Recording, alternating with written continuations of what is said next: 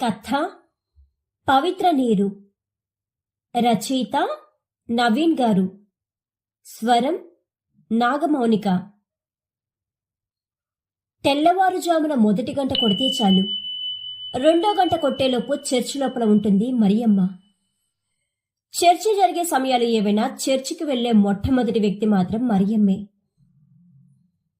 చర్చికి వచ్చిన ఫాదర్ గారిని మొట్టమొదట పలకరించే వ్యక్తి, చర్చిలో మొదటి భక్తి గీతం పాడే వ్యక్తి, పూజకు ముందు జపాలు ప్రార్థనలు జరిపే వ్యక్తి కూడా మరియమ్మే. చర్చిలో ఉన్నంతసేపు మరియమ్మ మనసు ప్రభువుపైనే ఉండేది. పాటలు పాడుతూ భక్తి పరవశంతో మునిగి తేలేది. జపాలు ప్రార్థనలు చెబుతూ తనపై కరుణ చూపించమని ప్రభువును వేడుకునేది.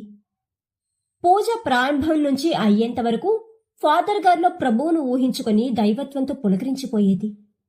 కానుకలు అర్పించే సమయాల్లో తనే ఎక్కువ నాణెములు సమర్పించేది.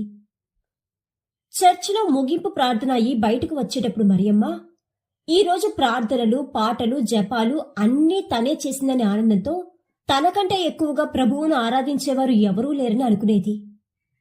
కానీ మరియమ్మకు ఒక చిన్న నిరాశ మాత్రం ఎప్పుడు వెంటాడేది. ఫాదర్ గారు పూజ ప్రారంభంలో గాని పూజ ముగింపులో కాని చర్చిలో వచ్చిన వారందరి మీద పవిత్ర నీరుని చల్లేవారు.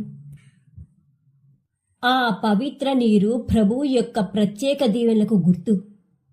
ఆ పవిత్ర నీరు ఎప్పుడూ మరియమ్మపై పడేవి కావు. వరుస క్రమంలో మొదటిగా ఉన్నా చివరగా ఉన్నా అవి అందరిపైన పడేవి కాని మరియమ్మ పైన అసలు పడేవి కావు. మరియమ్మ చర్చికి రావడం మొదలుపెట్టి కొన్ని సంవత్సరాలు అయినా ఆ పవిత్ర నీరు ఒక్కసారి కూడా తన మీద పడలేదు.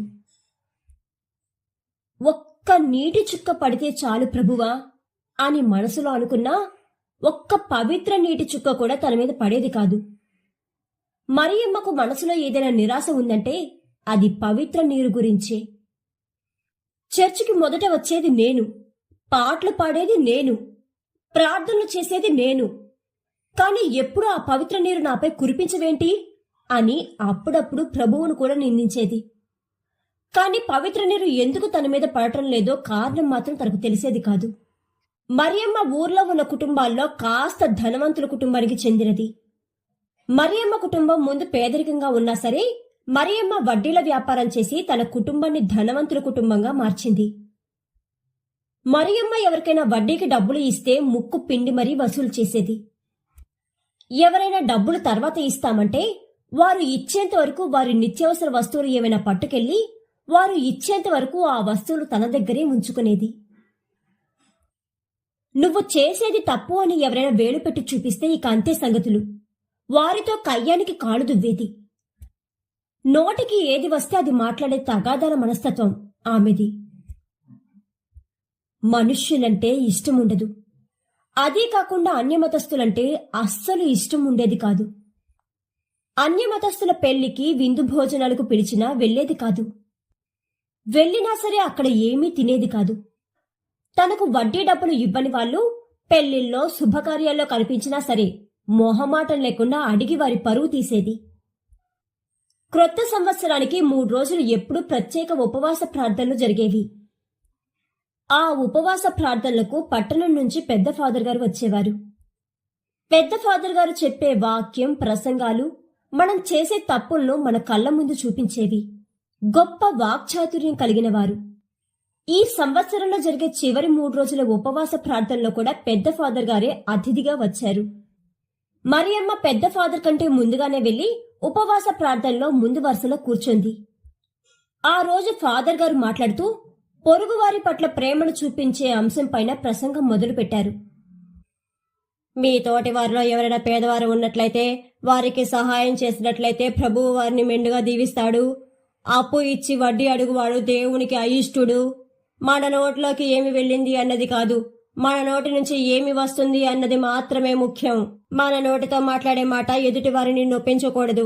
ప్రతి మనుషులలో ప్రభువును చూస్తూ అందరినీ సహోదరి సహోదరులుగా పరిగణిస్తూ ప్రేమను పంచుకోవాలని పెద్ద ఫాదర్ గారు చెప్పిన మాటలు మరియమ్మ మనసును తూట్లు పొడిచాయి. తప్పు తెలుసుకున్న మరియమ్మ బోరున ఏడ్చింది. క్షమించమని ప్రభువుని అడిగింది. ఉపవాస ప్రార్థనలో కన్నీరు కార్చింది. ఉపవాస ప్రార్థనలు అయ్యాక ఎవరి దగ్గర తీసుకున్న వడ్డీ డబ్బులు వారికి ఇచ్చేసింది. అన్యమతస్థులతో స్నేహం పెంచుకుంది. వారి ఇంటికి వెళ్లి కష్టసుఖాలు మాట్లాడి వారు ఏమి ఇచ్చినా తినేది. తాను తిట్టిన వారందరినీ క్షమాపణలు అడిగి వారితో సమాధానపడింది. తెల్లవారుజామున మొదట గంట మ్రోగింది. ఇది క్రొత్త సంవత్సరంలో మొదటి ఆదివారం. మరియమ్మ ఎప్పట్లాగానే 2వ గంట కొట్టేలోపు చర్చి లోపల ఉంది. పూజ ప్రారంభమైంది. ఫాదర్ గారు పవిత్ర నీరు జల్లుకుంటూ వస్తున్నారు. మరియమ్మ వరుస క్రమంలో చివర నుంచుని ఉంది. ఫాదర్ గారు జల్లిన పవిత్ర నీరు మొట్టమొదటిసారి మరియమ్మ మీద పడ్డాయి. మరియమ్మ ఆనందంతో ప్రభువుకు ధన్యవాదాలు చెప్పింది. ప్రభువును పూజించడం అంటే ప్రభు పాటలు పాడటం కాదు, ప్రభువు మాటలు చొప్పున జీవించడం అని తెలుసుకున్నది. రచయిత నవీన్ గారు రచించిన పవిత్ర నీరు అనే ఈ కథ గనుక మీకు నచ్చినట్లయితే please like, share and subscribe to our channel.